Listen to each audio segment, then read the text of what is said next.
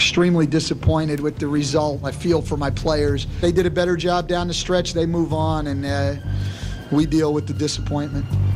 What do you do when you fail? Do you give up? Do you go home? Or do you try all over again from the very spot where it all fell apart? Last season, the Heat crumbled in the final 2 minutes of the Eastern Conference Finals. And in the years since, all players wanted was to find some way back to that arena, that opponent, that chance they saw turn to rubble. We wanted it. Last year hurt it a lot. We dedicated ourselves to come in as a team in the playoffs and really use our powers, our strengths, and go out there and do it together. The road back started long before the playoffs. In the off-season, Pat Riley ripped up his roster, bringing in Antoine Walker, Jason Williams, and Gary Payton. And when Stan Van Gundy resigned mid-season, Riley made the biggest change of all, installing himself back on the bench. The team's a mess. New guys, changing roles. Yeah, I think the team has a chance for greatness. I really do. But there was no greatness right away.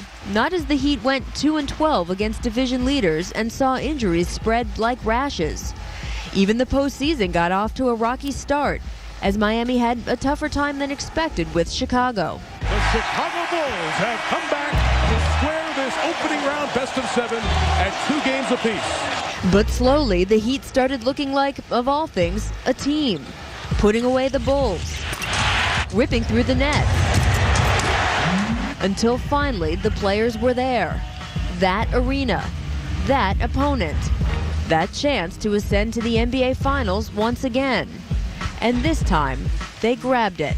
Beating the Pistons, makes it real. If it was any other matchup in these Conference Finals, it wouldn't have been the same because they knocked us out last year and on our home floor. So, doing it once again, winning on our home floor this year, made it sweet. It just makes it even more worthwhile,